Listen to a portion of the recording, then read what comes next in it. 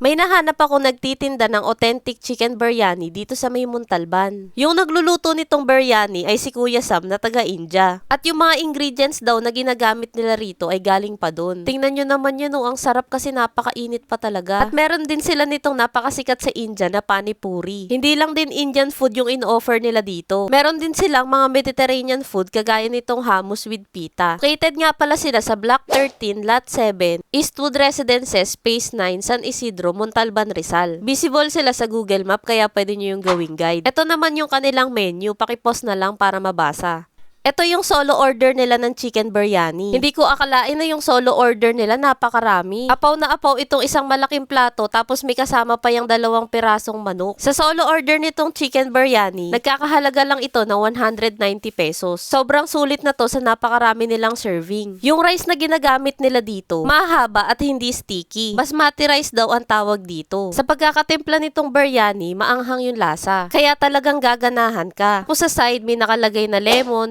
pipino, tsaka onion. Sa manok naman na nakasahog, sobrang malasa yung pagkakatimpla. At humihiwalay na yung buto sa laman. Sabi ko nga sa inyo, marami yung serving ng solo order nila. Kaya pwede kayong mag-share kung hindi naman kayo malakas kumain pareho. Sunod naman na hindi ko pinalagpas itong kanilang pani puri. Kapag nga nakakanood ako ng mga vlog about Indian street food, hindi ito nawawala kasi napakabenta daw talaga nito sa India. Ito yung ipapalaman mo dito sa may bilog. At kailangan nyo muna itong butasan.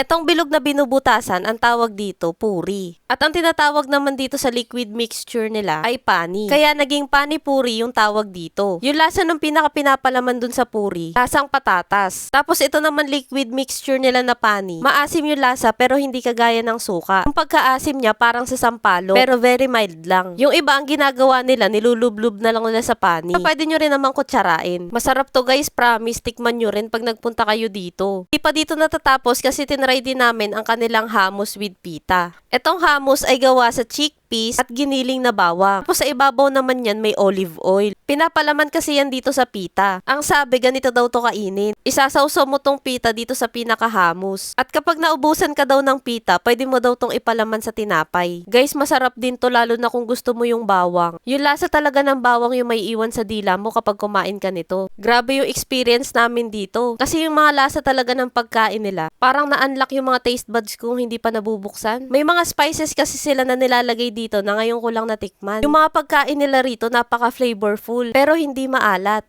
Umorder nga rin pala kami ng kanilang buy one take one shawarma. Nung nagpunta kami, chicken lang yung available. Pero grabe, napakasarap rin. Tingnan nyo naman yun, buong buo talaga yung chicken na nakalagay. At napakalasa ng pagkakatimpla nila sa manok. Sulit na to sa halagang 199 pesos. Guys, pwede nga pala kayong umorder online ha. Message lang kayo sa kanilang Facebook page. Hello nga po pala sa mga owner na si Sir Sam at si Ma'am Gemma. Silang dalawa lang yung nagtutulungan dito sa pagluluto. Kaya sana try nyo rin itong kanilang small business. 2 years na nga pala silang nagtitinda ng ganito. Kung una daw, pizza lang. Kaya kung mapapansin nyo, yung name ng business nila, Kitchen Hut Pizzeria. Pero dahil daw maraming dumadayong kaibigan ni Sir Sam dito, nagtinda na rin daw sila ng Indian food. Sobrang sulit dito guys, kaya try nyo na rin. Naghahanap pa pala ako ng mga sulit na kainan dito sa may Montalban. Baka may ma-recommend kayo, pakilagay naman sa comment section. Para yun naman yung next naming dadayuhin. At para updated pa kayo sa mga mura at sulit na food trip, huwag nyo kalimutang i-follow ang aking mga social media accounts. Yun lang, maraming salamat. Bye!